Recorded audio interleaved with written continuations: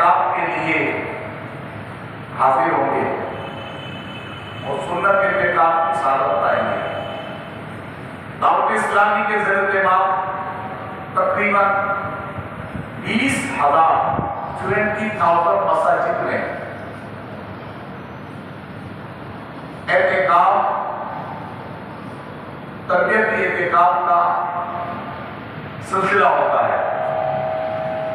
الحمدللہ دعوت اسلامی کا فیضان ہے کہ دنیا بھر میں سنت اعتکاف کی ایسی مہم چلائی ہے کہ آج لاکھوں لاکھ عاشقان مصطفیٰ مساجد میں اعتکاف کرتے ہیں۔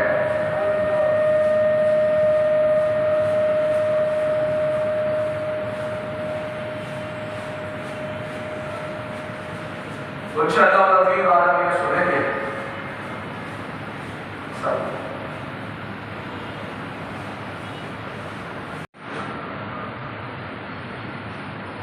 حرمین طیبین کے بعد الحمدللہ دعوت اسلامی کے تحت کئی مقامات پر دعوت اسلامی کے تحت یہ سنت اعتکاف کرایا جاتا ہے۔ تو آج رات سے الحمدللہ عاشقان مصطفیٰ مساجد میں اعتکاف کریں گے۔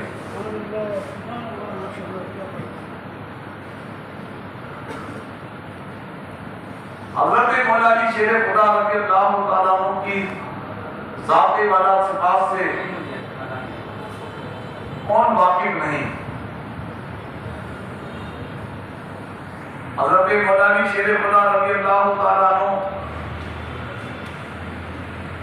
صاحب فضیلت، ہستی اور آقا کریم علیہ السلام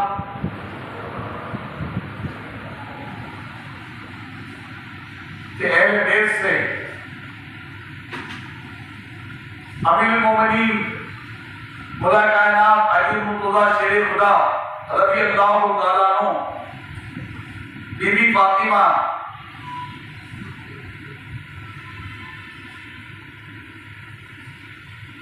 اور خاتمہ حضرت سیدنا حفصہ، ان شہزادوں کی صحت یابی کے لیے 3 روزوں کی منت مانی، یعنی حضرت امام حسن امام حسین یہ بیمار ہو گئے، 3 روزوں کی منت مانی۔ اللہ پاک نے دونوں شہزادوں کو صحت یابی عطا فرمائی، چنانچہ 3 روزے رکھ لیے گئے۔ حضرت مولا علی شیر خدا 3 صاع جو لائے، ایک صاع یعنی تقریباً 4 کلو سے 160 گرام کم، تینوں دن پکایا۔ جب افطار کا وقت آیا، تینوں روزے داروں کے سامنے روٹیاں رکھی گئی، ایک دن مسکین، ایک دن یتیم، ایک دن قیدی دروازے پر حاضر ہو گئے اور روٹیوں کا سوال کیا تو تینوں دن سب روٹیاں ان سائلوں کو دے دی اور صرف پانی سے افطار کر کے اگلا روزہ رکھ لیا۔ یہ ہے اس گھرانے کی شان۔ جولیاں بھر دیتے ہیں، منتوں کو خالی نہیں لوٹاتے، جب وہ مانتے جو ان کے در پر آئے وہ بھی بڑی امیدیں لے کر آئے اور لے کے گئے پوری دلی سے۔ تو یہ ان حضرات کی بڑی فضیلتیں ہیں، بڑی شانیں ہیں۔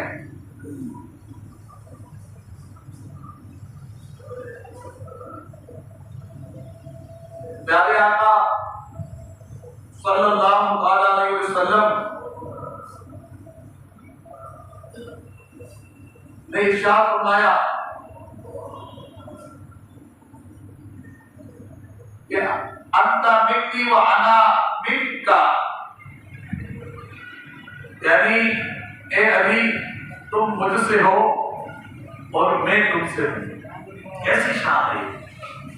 علی سرکار دو عالم صلی اللہ علیہ وسلم حضرت علی سے فرما رہے ہیں کہ اے علی انت منی و انا منکا، یعنی تم مجھ سے ہو اور میں تم سے ہوں۔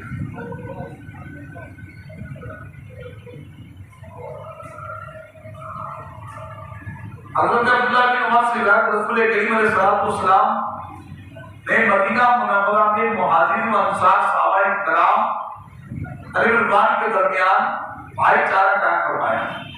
تو حضرت سیدنا علی مرتضیٰ شیر خدا اس حالت میں حاضر ہوئے کہ آنکھوں سے آنسو بہہ رہے۔ عرض کیا رسول اللہ، آپ نے صحابہ کرام کے درمیان بھائی چارہ قائم فرمایا، یعنی ایک دوسرے کا بھائی بنایا، لیکن مجھے کسی کا بھائی نہ بنایا، مجھے اکیلے چھوڑ دیا۔ رسول کریم علیہ السلام نے ارشاد فرمایا، انت اخی فی الدنیا والآخرہ، اللہ، فرمایا تم دنیا و آخرت میں میرے بھائی۔ آقا کریم علیہ السلام کے زمانے مبارک سے جو الفاظ ادا ہوتے ہیں، سبحان اللہ۔ حضرت مفسر شہید حکیم المرتضی قبلہ مفتی احمد نعیمی اس حدیث سے بات کو ذکر فرماتے ہیں، یعنی تم رشتے میں میرے چچا زاد بھائی ہو، اور اس عقد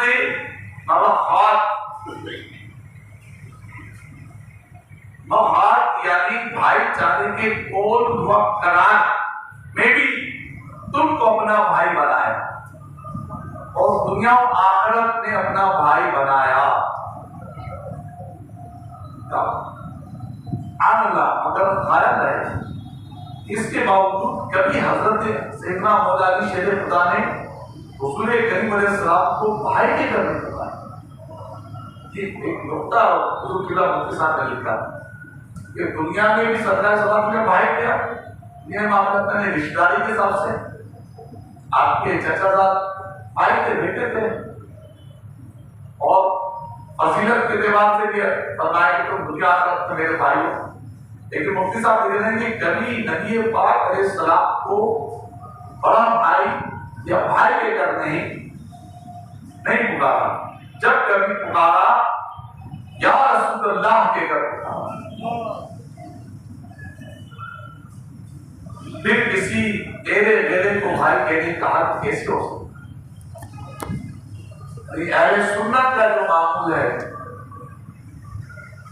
یا رسول اللہ، ادب و تعظیم محبت بڑا چلائے، یا رسول اللہ، آپ نے دیکھا ہوگا مساجد میں بھی یا اللہ یا رسول اللہ لکھا ہوگا، ان پہ ندا یا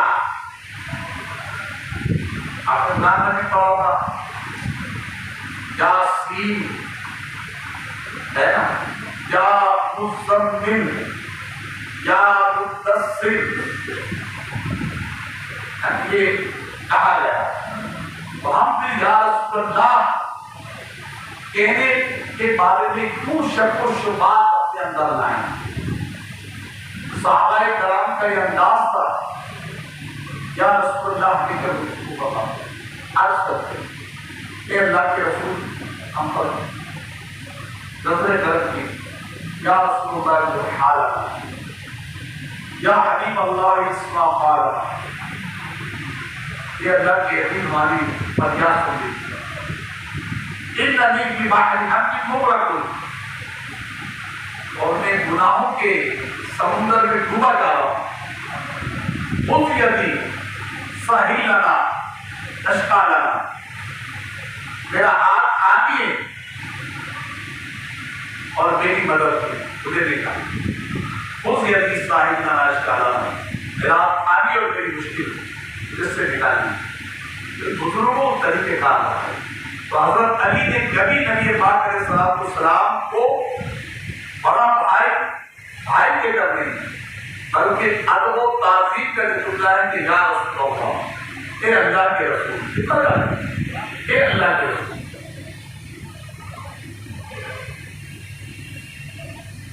آقا کریم علیہ الصلوۃ والسلام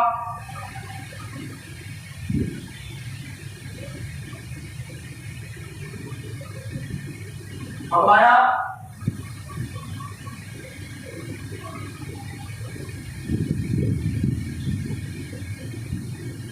حضرت اللہ نعیم الدین مرادہ میں فرماتے ہیں کہ نبی کریم علیہ السلام نے فرمایا کہ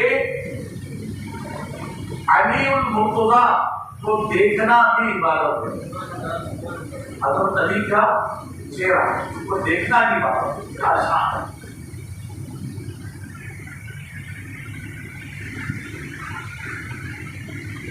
ایک جگہ پہ جا کے آقا علیہ السلام نے ارشاد فرمایا 3 فرامی.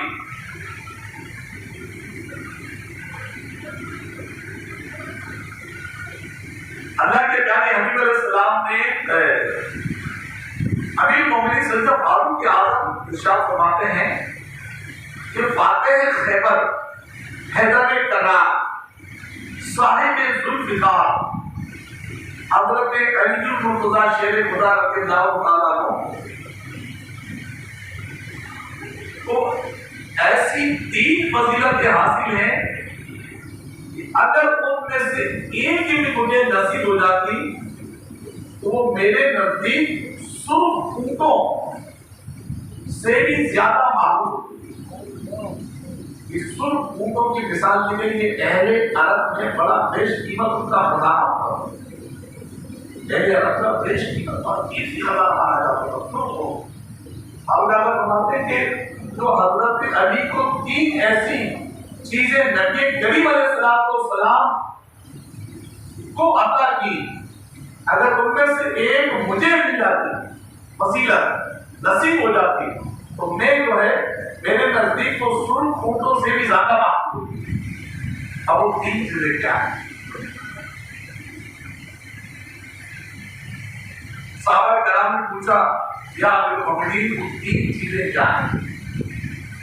فرمایا پیارے محبوب علیہ السلام نے اپنی صاحبزادی حضرت فاطمہ زہرا رضی اللہ تعالی عنہا کا نکاح ان سے کر دیا, یعنی اپنا جگر کا ٹکڑا حضرت علی کو دیا. علماء نے یہاں بھی بہت کچھ لکھا ہے. فرماتے ہیں کہ نبی پاک علیہ السلام نے حضرت علی کو بہت کچھ عطا کی ہے, بڑی نوازشات کی, ہر صحابی پر کی, لیکن فرماتے ہیں حضرت علی کو جو ایک عطا ایسی کی ہے کہ اپنا جگر کا ٹکڑا حضرت فاطمہ کو ان کے نکاح میں دے. سارے شہزادوں میں شہزادوں میں فاطمہ زہرا رضی اللہ تعالیٰ عنہا ہاتھوں میں جنت کے محبوب کو بہت پاؤں. جب بھی آپ سفر پہ جاتے حضرت فاطمہ کے ہو کے جاتے, جب سفر سے آتے حضرت فاطمہ کی کرتے آپ کے ہاتھ میں غصہ اپنی جگہ کو دکھا.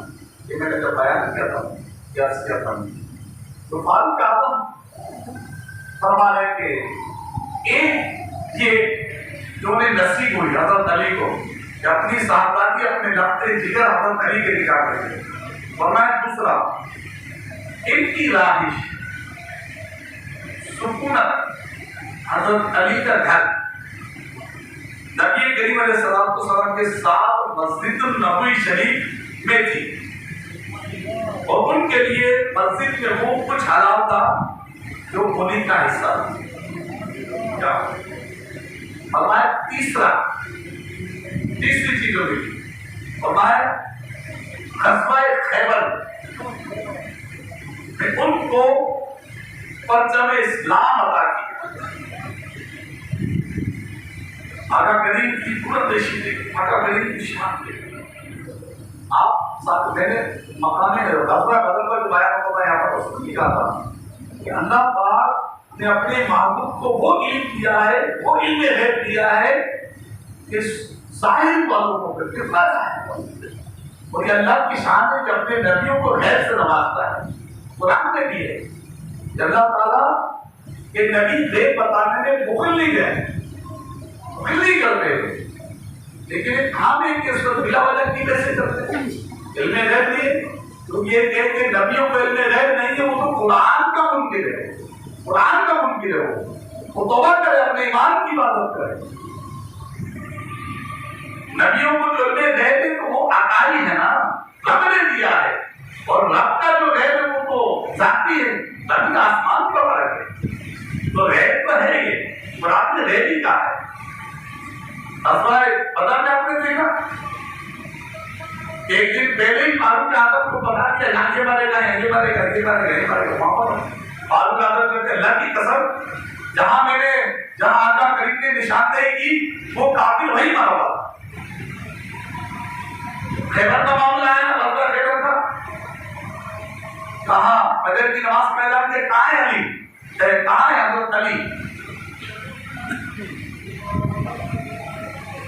اچھا وہ کچھ اعلان کرنا تھا، علم ہاتھ میں دینا تھا، جھنڈا دینا تھا، نگاہیں تھوڑی صحابہ کرام دیکھ رہے ہیں کہ کس پہ نظر پڑتی ہے، نگاہ مصطفیٰ کس کو جھومتی ہے، نگاہ مصطفیٰ کس پہ ہوتی ہے، نگاہوں کی اس نگاہ میں کون آتا ہے، وہ علم کس کو ملتا ہے، وہ جھنڈا کس کو ملتا ہے، ہر ایک دیکھ رہا ہے، نگاہ مصطفیٰ کی طرف توجہ ہے۔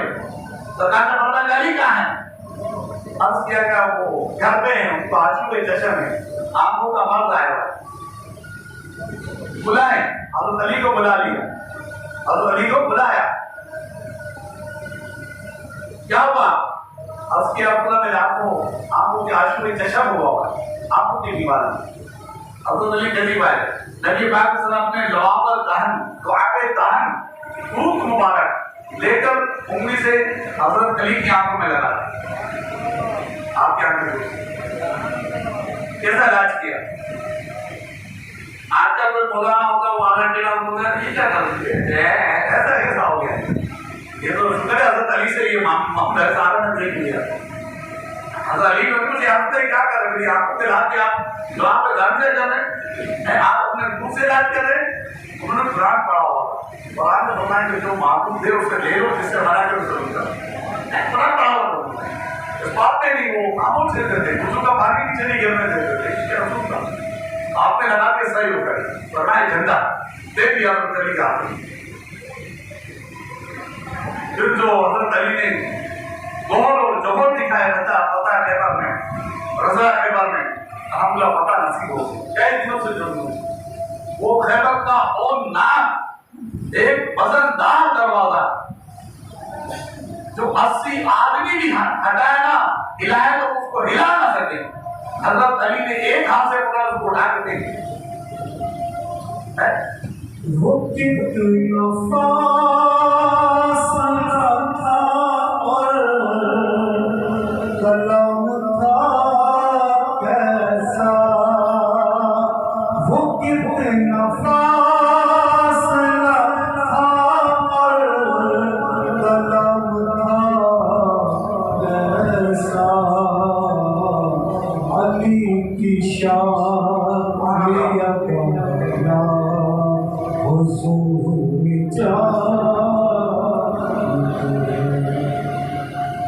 حضرت علی رضی اللہ تعالیٰ کی یہ شان، بہت سارے کام کرتے ہیں، بہت تلاوت کرتے، بڑی عبادتیں کرتے، بڑی ریاضتیں کرتے۔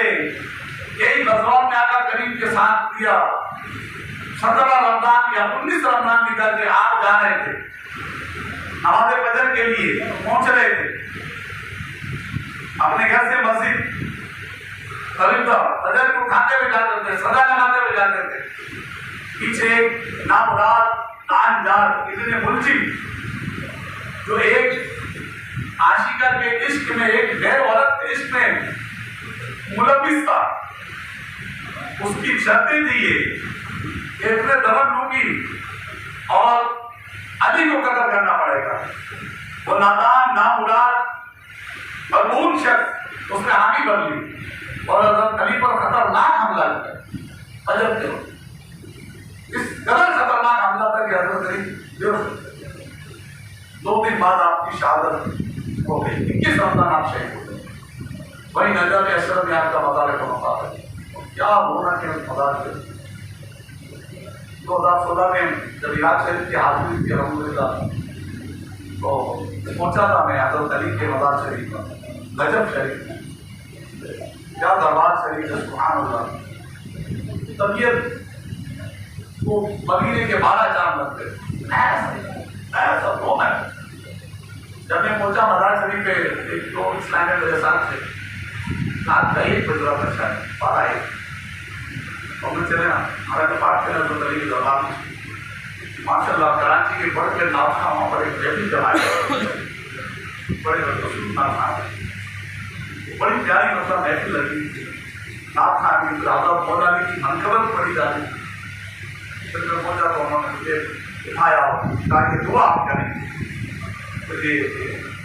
آپ ولی کے دربار میں مزار چلی اور ولی کے قرب میں دعا قبول ہوتی تو مولانا کے قرب میں کیا ہوگا ولی کے قرب میں اعلیٰ حضرت کے والد ماجد مولانا نکیلی خان آسان الانبیاء کی آدابی دعا آداب دعا پر آداب دعا کے بغیر تو بہترین کتاب مستند احسان الانبیاء یہ آدابی دعا اس پہ حاشیہ اعلیٰ حضرت نے لکھا اس میں اعلیٰ حضرت کے والد صاحب نے لکھا کہ ولی کے قرب میں دعا کرو اب یہ نہیں لکھا کہ مزار ولی کے قرب میں وہ صاحب زیارت کو یا صاحب مزار اس کے قرب میں دعا قبول کی ہے الحمدللہ یہ میرا ذاتی تجربہ الحمدللہ ایسے ہو گیا جن کی زندگی میں حاضری ہوئی ہے من کی مرادیں وہاں پوری ہوئی ہے الحمدللہ تو فرمایا کہ ولی کے قرب میں دعا قبول ہوتی ہے ولی کے قرب میں دعا قبول ہوتی ہے تو مولا علی کے قرب میں کیسے دعا ہوگی کیا بات ہے دھوکہ ملا وہاں جو ایک دعا کا منظر تھا حضرت شیر خدا کے دربار میں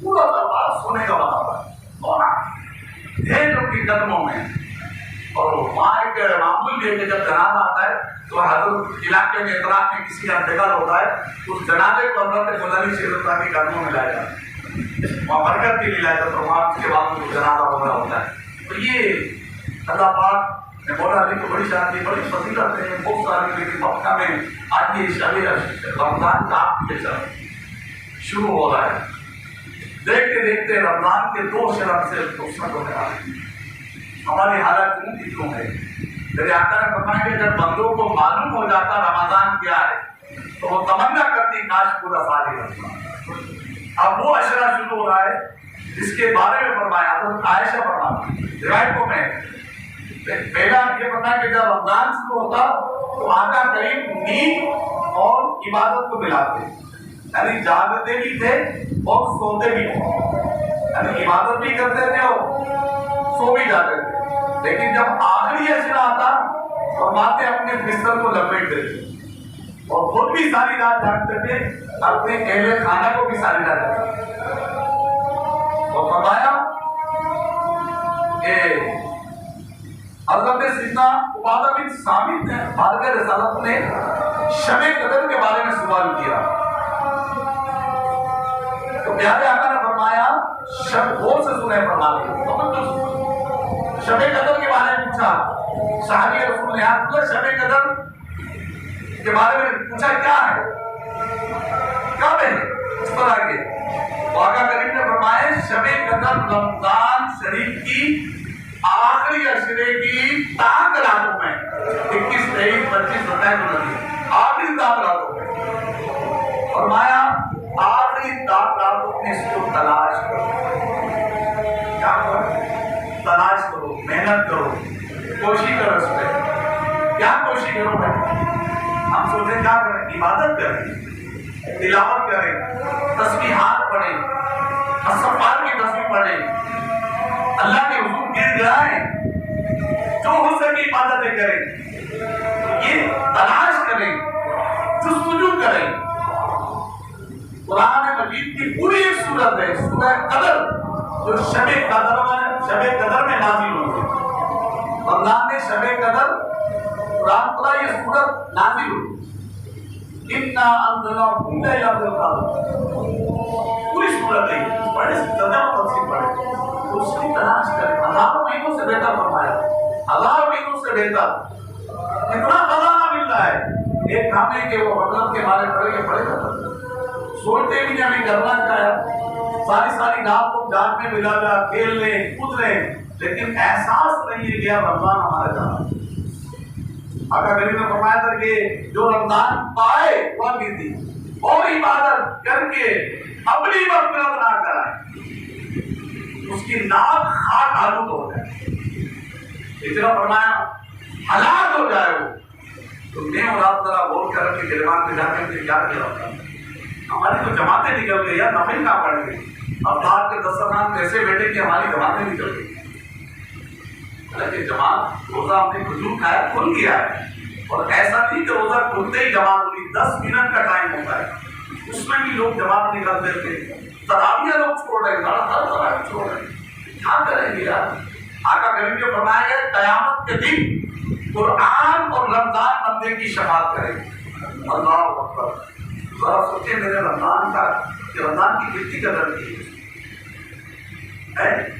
کیا میں نے ایسے کام کیے کہ رمضان میری شفاعت کرے, رمضان مجھ سے راضی ہو, رمضان قیامت کا دن میرا حامی بن جائے, اور اللہ کی بارگاہ میں عرض کر دے کہ مولا کریم اس نے روزے رکھے, اس نے تلاوتیں کی, اس نے عبادتیں کی, اس نے مجھے جیسا حق تھا میرے ساتھ کرنے کا ایسا اس نے کیا. لیکن کہاں تک. اب دیکھ رہے مسجدوں میں کیا حال ہے. نماز آئے ہوگا, پہلی فجر کی نماز دیکھی جو آپ نے جمعہ لگا تھا, لگ رہا فجر میں جمعہ ہو گیا ہوگا. نہیں بات کرو, فجر میں جمعہ ہو گیا تو نمازی کہاں سے تھا, ملا نہیں کیا نمازی. آپ اپنی مرضی سے عبادت کرنے والے, ہر سال شب قدر نکل جاتی ہے, ہم لوگ وہی جاتے ہیں.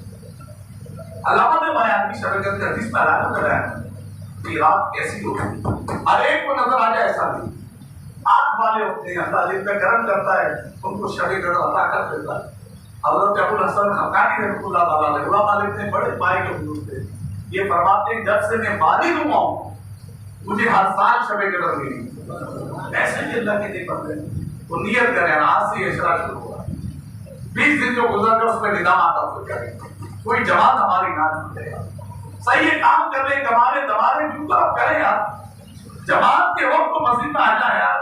تراویح کو آپ کی نہ چھوٹے, جو تراویح اپنے جماعت سے نہ پڑھی, آپ کی تراویح کو نہ چھوٹے نا. شہری تک آپ کے بعد آئیں, گھر جا کے پڑھیں تراویح. چلو مسجد میں پڑھتے, جماعت سے پڑھتے, بڑا اچھا ہوگا. نہیں پڑھی کوئی گناہ نہیں ہو, اپنے جماعت سے نہیں پڑھی تراویح بس تو پڑھنے. اب گھر پہ پڑھ لیجیے, 10 دن تک ہو رہا ہے. آخری چرچ ہو گئے 20 رکعتیں, 20 رکعت میں 40 سجدے, 40 سجدے آپ کو مسجد کرنے کا موقع دے. آسان ہوتے ہی مسجد میں آنے کے عادی بنے آپ. مجھے بتائیے کسی کی فلائٹ کا ٹائم ہو,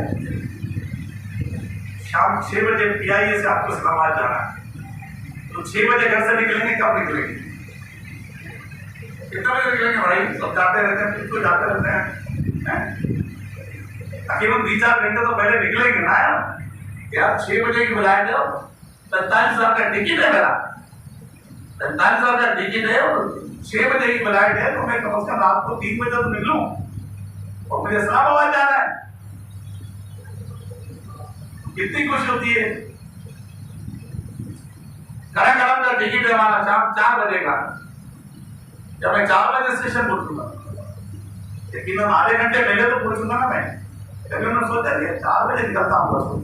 یہ عجیب بات ہے, 5:30 بجے اصل کی جماعت کا وقت ہے, 5:30 بجے دکان سے نکلے تو جماعت چھوڑ رہے ہیں. آپ کو احساس نہیں ہے جماعت کا, بالکل بھی نہیں ہے احساس. 5:30 بجے دکان سے نکل رہے ہیں, 8:30 بجے عشاء کی نماز ہے, 8:30 بجے گھر پہ آپ گپے لگاتے رہے, بیٹھے رہے, 8:30 بجے گھر سے نکلے, چلو نماز پڑھیں. یہ کیا مطلب ہے؟ ہمیں نماز کی قدر تو نہیں رہا ہے, اس میں ہمارا پیسہ نہیں گیا نا, ہمارا اس میں مال نہیں گیا. لیکن سوچیے بڑا مال مل رہا ہے, اس میں بڑا خزانہ مل رہا ہے. اور جس نے جماعت کے ساتھ نماز پڑھی اس کو ایک حج کا ثواب, اتنا بڑا سامان مل رہا ہے. ہم نے نہیں سوچا اس بارے میں. ہماری وہی عادت جو کی تو ہے, ہمیں اپنی کرنی ہے, ہمیں جماعتیں چھوڑنی ہے.